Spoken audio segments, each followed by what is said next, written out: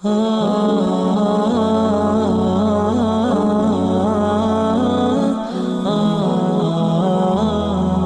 আলাইকুম সবাইকে।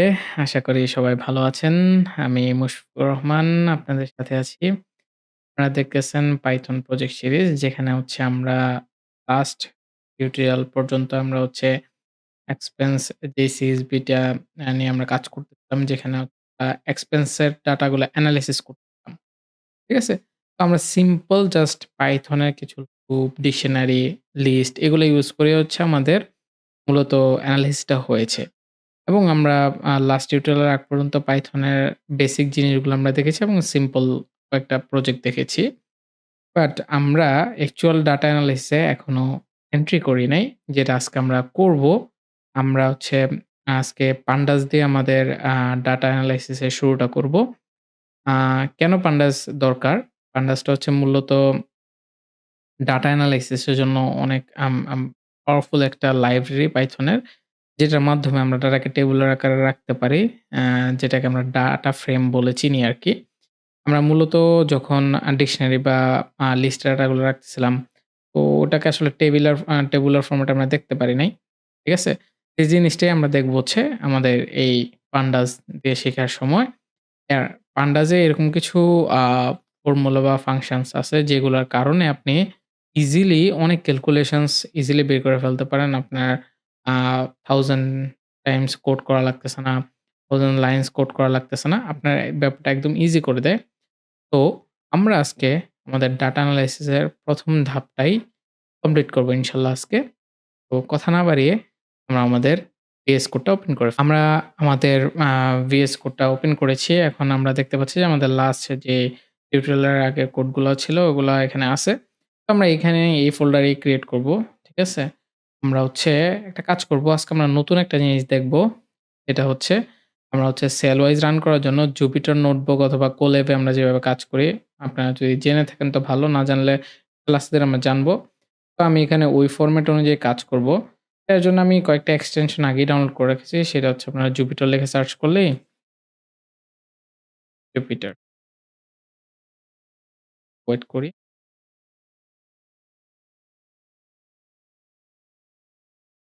চলে আসবে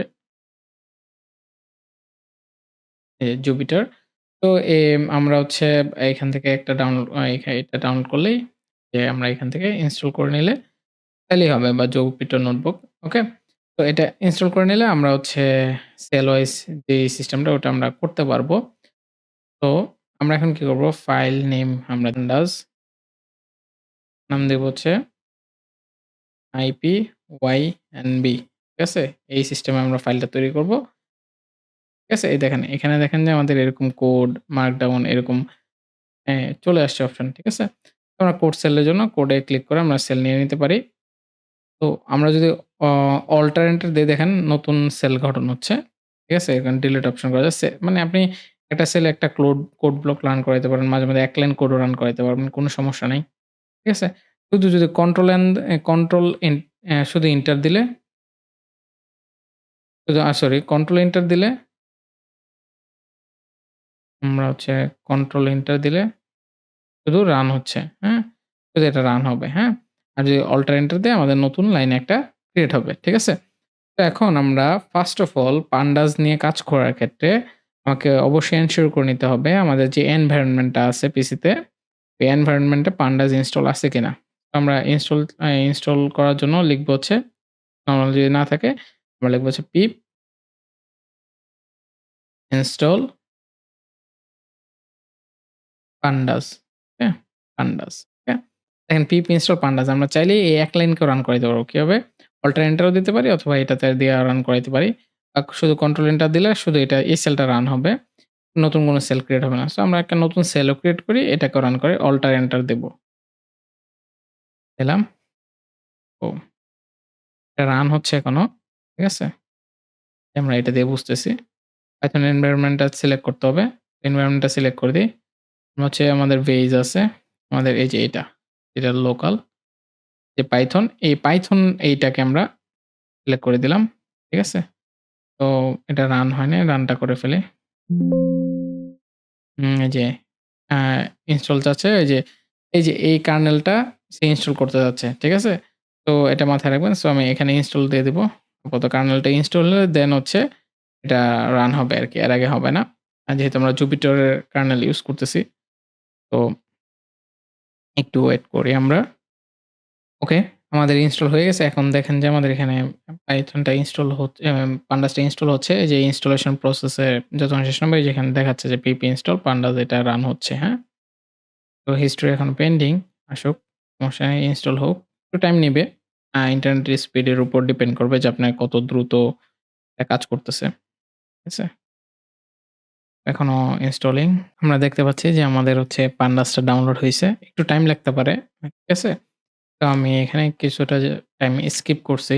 আ টাইম বেশি নিচ্ছিল। আপনাদেরও টাইম বেশি নিতে পারে। তো এখন আমরা রান করাইছিলাম। আবার একটু রান করাই। ক্লিয়ার আউটপুট দেওয়ার কারণে চলে গেছে আরকি। দেখেন একবার ইনস্টল দেওয়া থাকলে আপনার রিকোয়ারমেন্ট অলরেডি স্যাটিসফাইড এই জিনিসটা দেখাবে আরকি। এখন আমরা যে জিনিসটা করব, ফার্স্ট অফ অল আমাকে ইম্পোর্ট করতে হবে। এটা একটা যেহেতু এটা একটা বাইরের লাইব্রেরি, সেজন্য আমাকে আবার নতুন করে কি করতে হবে? ইম্পোর্ট করতে হবে এটাকে। ইম্পোর্ট pandas, হ্যাঁ? তো এতটুক লিখলেই হয়ে যায় যে আমরা হচ্ছে pandas ডট সামথিং মানে যে তার যে মেথড গুলো আছে ওগুলো ইউজ করতে পারবো। বাট আমরা হচ্ছে তাকে একটা ডিফাইন করার একটা অপশন আছে সেটা হচ্ছে এস পিডি।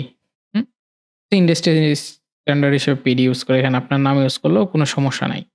ঠিক আছে? এটা হচ্ছে জাস্ট হচ্ছে pandas কে একটা ডিফাইন করলাম আরকি একটা সংক্ষিপ্ত অ্যাব্রিভিয়েশন আরকি।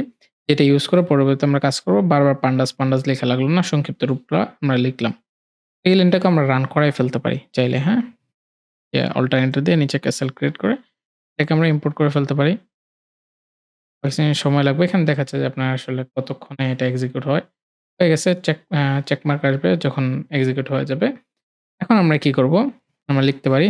এরকম না যে প্রতিটাতে একটা করে লাইন লিখতে হবে। আপনি ফুল কোড এক লাইনে লিখতে পারেন। কোন সমস্যা নেই একটা সেলে লিখতে পারেন। এখানে জাস্ট এখন আমি ডিএফ মানে হচ্ছে ডাটা ফ্রেম।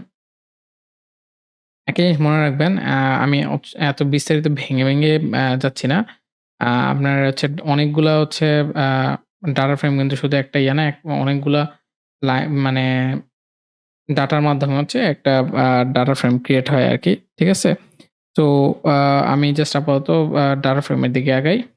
তো এখানে pd.read CSV কারণ হচ্ছে নাহলে তো এক লাইনে তো আর টেবিল হয় না। এজন্য আরকি লাগবে এটা। তো ডাটা আ আমার তো ডাটা না। আমার এখানে ধরেন আমার কি ছিল? এই যে এখানে pd.readCSV এটা কেন দিছি? এটা হচ্ছে CSV ফাইল রিড করার জন্য। এক্সেল হলে read Excel, JSON হলে read JSON, SQL হইতে পারে, অনেক কিছু হইতে পারে। আস্তে ধীরে আমরা এই জিনিসগুলো বিস্তারিত দেখব। আপাতত জাস্ট বুঝি। আমাদের যে expense.csv ফাইলটা ছিল এই যে এটাকে এখন আমরা রিড করব। হ্যাঁ? তো আমরা এখানে দিলাম হচ্ছে expense যেহেতু এটা CSV ফাইল expense.csv এই ফাইলটাকে আমরা রিড করলাম। ওকে? রিড করার পর আমরা চাইলে এটাকে প্রিন্ট করে দেখতে পারি যে আসলে এটার ভিতরে কি আছে। আমরা ডেফ প্রিন্ট করলাম ডেফ মানে হচ্ছে ডাটা ফ্রেম। সংক্ষিপ্ত রূপ ডাটা ফ্রেমের। ডাটা ফ্রেম অনেকটা এক্সেল এর মতোই টেবিলে সেল এন্ড কলাম এন্ড হচ্ছে রো আকারে থাকে। দেখেন কলামে কলামে ডেট গুলো দিচ্ছে, ক্যাটেগরিতে ক্যাটেগরি দিচ্ছে, অ্যামাউন্ট দিচ্ছে, ডেসক্রিপশন দিচ্ছে। ঠিক আছে? এখন কিছু ফাংশন আছে যেমন ডিএফ প্রিন্ট আমি দিলাম হচ্ছে প্রিন্ট। প্রিন্ট ছাড়াও এখানে প্রিন্ট করাতে পারবেন অটোমেটিক্যালি লাস্ট লাইনটা সে প্রিন্ট করবে। তো ভ্যালু থাকলে যেমন আমি হেড ফাংশনটা ইউজ করলাম। ঠিক আছে? এই হেড ফাংশন দিয়ে বুঝায় টপ ৫ টা হচ্ছে যদি হেডের মাঝখানে কিছু না দেন, সংখ্যা বা কোনো কিছু না দেন, উপরের টপ ৫ টা রো সে প্রিন্ট করবে। এই দেখেন উপরে 0, 1, 2, 3, 4 ৫ টা রস র সে প্রিন্ট করছে। আর আপনি যদি চান যে না প্রিন্ট এড df ডট df বলতে ওই যে ডাটা ফ্রেমটা বোঝাচ্ছে। এড এখানে আমি হচ্ছে দিয়ে দিতে পারি। এখানে আমি দিতে পারি হচ্ছে ধরেন যে 6 দিলাম বা 8 দিলাম। তার মানে কি সে মানে ১ম ৮ টা লাইন সে আমাকে প্রিন্ট করে দেখাবে। ঠিক তেমনি আরেকটা শব্দ আছে সেটা হচ্ছে টেল। df.tell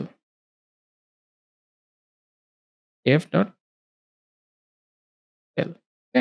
এই টেল ফাংশনের মাধ্যমে আমি হচ্ছে যে শেষের যে ৫ টা আ টেল বানানটা ভুল এ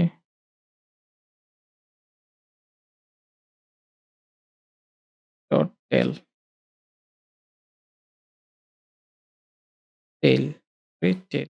টেল লিখে ফেলছি। Sorry my bad. ওকে? df.টেল এই দেখেন লাস্টের শেষের ৫ টা ভ্যালু আমাকে দেখাচ্ছে। টেলের মাধ্যমে শেষের ৫ টা, হ্যাঁ? তারপরে হচ্ছে আপনি এখানেও সংখ্যা দিতে পারেন। যেমন হচ্ছে df প্রিন্ট df ডট টেল এখানে ধরেন যে দেখা যাচ্ছে ৩ টা বা ৪ টা, ৪ টা দিলাম। তো আপনি জাস্ট সংখ্যা যদি ডিফাইন করে দেন শেষে যতটুকু সংখ্যা দেখাবে ডিফল্ট ভাবে ৫ টেল দিলে নিচের ৫ টা, এট দিলে উপরের ৫ টা এই জিনিসটা দেখাবে। কারণ আমাদের আরেকটা জিনিস আছে যে আমাদের এখানে ডিএফ এর আসলে ফ্রেমটা কতটুকু, হ্যাঁ? মানে র কয়টা আমাদের হচ্ছে হ্যাঁ, কলাম কয়টা? এটার জন্য df ডট শেপ আ ফর্মুলা আছে এখানে ব্র্যাকেট দিতে হবে না। দিলাম, অল্টার এন্টার দিলাম। আমাকে দেখাচ্ছে যে 16 রো আছে আর 4 কলাম আছে। ঠিক আছে? আমরা দেখতে পাচ্ছি ৪ টা কলাম। আমরা উপর দিকে তাকাইলে আমরা এখানে দেখতে পারবো যে হচ্ছে আমাদের ১০ টা সরি ১৬ টা ডাটা আছে। ঠিক আছে? এখানে 15 যেহেতু ০ থেকে শুরু। এরকমভাবে আমরা হচ্ছে শেপটাও আমরা দেখতে পাইলাম। ঠিক আছে? তো এখন পরবর্তী যেটা আছে সেটা হচ্ছে ধরেন যে আমার কলাম আরেকটা ফাংশন আছে কলাম দেখেন প্রিন্ট df ডট কলাম। ঠিক আছে? অল্টার এন্টার দিলে যে আমাকে কলামগুলা কি আছে এই জিনিসটা দেখাবে এবং টাইপ কি অবজেক্ট। অবজেক্ট মানে স্ট্রিং টাইপ বোঝায় আরকি। মানে এখানে অনেক ডাটা থাকতে পারে। তো এইখানে আরেকটা আরো কিছু ফাংশন আছে যেমন হচ্ছে প্রিন্ট ইনফো খুব পাওয়ারফুল একটা আ মেথড বলতে পারেন পাইথনের। অল্টার এন্টার দিলাম। এই দেখেন সে আমাকে কি দিচ্ছে যে ইনডেক্স কয়টা আছে 0 থেকে 15 এটা বলতেছে। কলাম অনুযায়ী আমার ডাটা কয়টা আছে নন নাল আমার সবগুলো হচ্ছে আমার এখানে ১৬ টা নন নাল মানে কোনটা নাল ভ্যালুস নাই। আমি কিন্তু কাউন্ট দেখতে পারবো যে আমার কোন নাল ভ্যালুস থাকলে বা নান বা এরর টাইপ কিছু থাকলে এখানে দেখাবে। অ্যাকচুয়াল ভ্যালু গুলা আমার ১৬ টা আছে। ঠিক আছে? সবগুলাতেই। কোনটা টাইপ এখানে দেখাচ্ছে অ্যামাউন্টটা ইন্টিজার যেহেতু সংখ্যায় ছিল আর বাকিগুলো অবজেক্ট মানে স্ট্রিং এ আছে। ঠিক আছে? এইভাবে আমরা ইনফোর মাধ্যমে সম্পূর্ণ সবকিছু দেখতে পারি। যদি আমরা নরমালি পাইথনে করতাম অনেক কোড আমাদের লিখা লাগতো। যে জিনিসটা পান্ডাজ আমাদের জন্য ইজি করে দিছে। আরেকটা ফাংশন আছে প্রিন্ট আমাদের আছে হচ্ছে ডেসক্রাইব। এটা আরেকটা পাওয়ারফুল ডেসক্রাইব ফাংশনটা এটা হচ্ছে আরো পাওয়ারফুল। দেখেন সে কি করতেছে, আমাকে যে অ্যামাউন্ট এর সংখ্যা আছে, ডেসক্রিপ্ট আসলে শুধু সংখ্যার ক্ষেত্রেই আপনাকে আ বের করে দিবে। আমি যদি পুরোটা দিছি, কিন্তু আপনি পুরোটা দিবেন না। ডিএফ ধরেন যে যেগুলো সংখ্যায় আছে ওগুলারটাই শুধু সে আমাকে ডেসক্রাইব করে দিতে পারবে। কারণ সে কাউন্ট করে দেখাবে যে কয়টা আছে, মিন ভ্যালুটা, স্ট্যান্ডার্ড ডেভিয়েশন, মিনিমাম ভ্যালু এই জিনিসগুলো দিবে। ঠিক আছে? দেন হচ্ছে এখানে হচ্ছে আউটলায়ার্স গুলা ইয়াটাও দিয়ে দিবে। তো এটা হচ্ছে মিনিমাম ভ্যালু, মেক্সিমাম ভ্যালু এগুলো আমাদেরকে দিবে আরকি। তো এই জিনিসটা আ আপনার খুব পাওয়ারফুল। পরে আরো কিছু পাওয়ারফুল জিনিস আছে। যেমন আমি আর ২ টা জিনিস দেখাবো। যেমন ডিএফ ডট ধরেন যে আমি দিলাম হচ্ছে এখানে আ ডিএফ ডট দেব না। ধরেন অ্যামাউন্টটা নিয়ে আমি কাজ করব। তো যেহেতু স্ট্রিং অ্যামাউন্ট ঠিক আছে? অ্যামাউন্ট ইকুয়াল আমি অ্যামাউন্ট ডট সাম আমি দেখতে চাচ্ছি যে এটা সাম ভ্যালুটা কত আসলে। সাম। আমি অল্টার এন্টার দেই। আমি সামটা দেখতে পাচ্ছি যে আমার টোটাল ৳১,২০,০০০ দেখাচ্ছে। এই প্রিন্টের ভিতরে করলে আরো সুন্দরভাবে দেখতে পারতাম। প্রিন্ট ওকে, এন্টার দিলে ৳১,২০,০০০ এভাবে দেখাচ্ছে। আমরা লাস্ট একটা পান্ডাজের ফাংশন দেখব। এটা আরো পাওয়ারফুল যেটার মাধ্যমে আসলে আমরা অনেক কিছু করতে পারবো। সেটা হচ্ছে গ্রুপ বাই। সো আমাদের ডিএফ আমি বললাম হচ্ছে ধরেন যে আমি একটা এই ডাটা গুছাইতে চাচ্ছি। আমার ক্যাটেগরি ওয়াইজ আমার ক্যাটেগরি ওয়াইজ অ্যামাউন্টটা, ক্যাটেগরি অ্যামাউন্ট, হ্যাঁ? ক্যাটেগরি ওয়াইজ অ্যামাউন্টটা কত এই জিনিসটা দেখতে চাচ্ছি। তো ধরেন ডিএফ ডট হচ্ছে গ্রুপ বাই এই জিনিসটা ইউজ করব। গ্রুপ বাই শব্দটা মনে রাখবেন। এটা খুব ইম্পোর্টেন্ট। এরপর আপনি দিবেন যে আসলে কি ওয়াইজ আপনি ক্যাটেগরিটা করতে যাচ্ছেন। মানে সরি আ আপনি হচ্ছে গ্রুপ বাই করতে চাচ্ছেন। আমি চাচ্ছি ক্যাটেগরি ওয়াইজ ক্যাটেগরি একটু কপি করে নিয়ে নেই বানানটা ভুল হইতে পারে আমার। ক্যাটেগরি ওয়াইজ আমার হচ্ছে ডাটাটা আমি নিবো। এখানে আমি পেস্ট করে দিলাম ক্যাটেগরি। ওকে? ক্যাটেগরি ওকে ডান। দেন এরপর আমার দিতে হবে ক্যাটেগরাইজ আসলে আমি কি ক্যালকুলেশন চাচ্ছি? চাচ্ছি যে অ্যামাউন্ট এর ক্যালকুলেশনটা আমি চাচ্ছি। তো অ্যামাউন্ট এর কি ক্যালকুলেশন? যে যোগ করবে।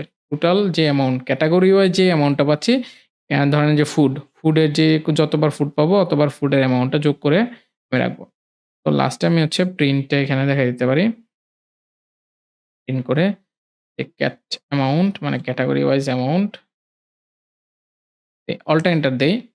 এখানে আমি দেখতে পাচ্ছি যে ফুডে আছে ৪০,০০০, স্পোর্টস এ আছে ৮০,০০০, টোটাল ১,২০,০০০। ঠিক আছে? আমরা কিন্তু এটা পেয়ে গেলাম।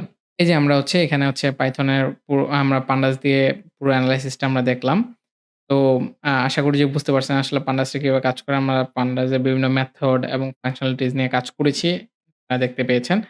তো আ আমরা হচ্ছে নেক্সট টিউটোরিয়ালে হচ্ছে আমাদের আগের যে CSV ফাইল নিয়ে আমরা যে এনালাইসিসটা করেছিলাম month wise, date wise, category wise এই জিনিসটা হচ্ছে আমরা পান্ডাস এর মাধ্যমে করব।